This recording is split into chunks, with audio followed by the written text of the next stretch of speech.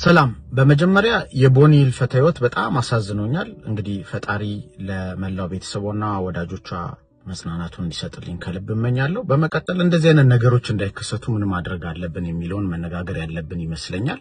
እንደዚህ አይነት ነገሮች እንዳይከሰቱ መጀመሪያ ማድረግ ያለብን ነገሮችን ሁሉ ፐርሰናሊ አለመውሰድ ነው። በአካባቢያችን ያሉ አስተያየቶች የተለያዩ መልሶች ሲመጡ ላደረግነው ነገር ፐርሰናሊ አለመውሰድ ነው። ኦኬ ነገሮችን ፐርሰናሊ አለመውሰድ እንዴት እንችላለን የሚሉትን ነገሮች የሚያሳዩ 5 ነጥቦች ሰጣቸዋለሁ። አምስተኛው በጣም ጠቃሚ ነው። የመጀመሪያው የሰዎች ባህሪ ሁሉ በእኛ ላይ ያነጣጠረ እንደሆነ አለማሰብ ነው። ምን ማለት ነው? ሰዎች በተለያየ ጊዜ የተለያየ አይነት ባህሪ ሊያሳዩ ይችላሉ። ዝምታ፣ መራቅ፣ የፊት መቀየር እንዲሁም ኔጌቲቭ አስተያየቶችን ምናምን ሊሰጡ ይችላሉና እነዚህ ነገሮች ሁሉ ከኛ የተነሳ እንደሆነ ቢመስሉም ወይም ለኛ ላይ ያነጣጠሩ እንደሆኑ ቢመስሉንም ነገር ግን ከኛ ጋር ግንኙነት የሌላቸው ነገሮች መሆናቸውን ማወቅ መቻል አለብን ማለት ነው። ሁለተኛ ሰዎች ያላስተካከሉትን ወይም ከአቅማቸው በላይ የሆኑ ችግሮችን በሌሎች ላይ እንደሚያንጸባርቁ መረዳት መቻል አለብን። ምን ማለት ነው?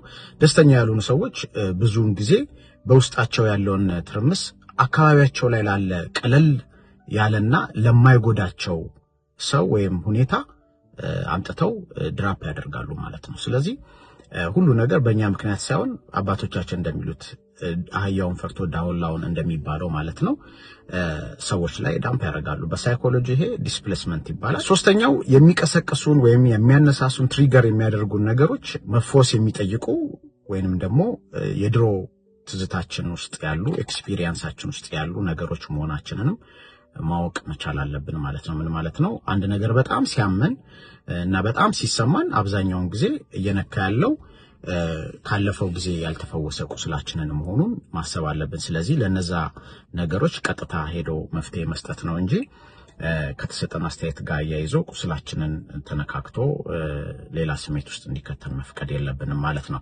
አራተኛው ስሜታዊ ሆነን እርምጃ ከመውሰዳችን በፊት ቆም ብለን ማሰብን መለማመድ አለብን ማለት ነው። ለምን? ምክንያቱም አንድ ነገር እኛ ላይ ተፈጠረ እንበል፣ ከዛ በኋላ ደግሞ እኛ ምላሽ እንሰጣለን እንበል።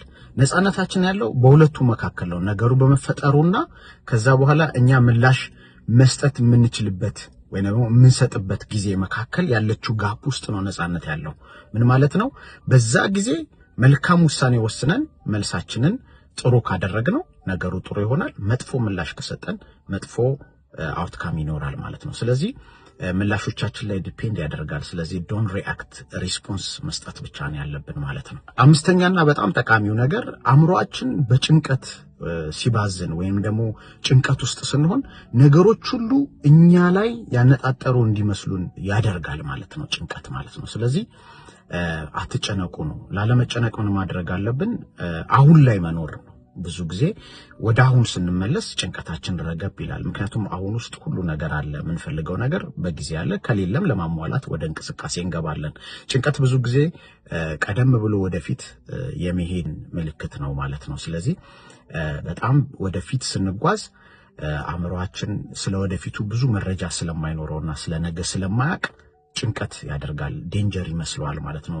ምክንያቱም ስለወደፊቱ ኤክስፒሪየንስ የለውም ማለት ነው። ስለዚህ ከጭንቀት ለመዳን ደግሞ አሁን ላይ መሆን፣ ስለዚህ አሁን ላይ ስንሆን ደግሞ የምንፈልገውን ነገር በቀጥታ ማድረግ ስለምንችል እሱን ስለምንወስድ እና እርምጃ የሚወሰደውን ስለምንወስድ ከጭንቀት እናርፋለን።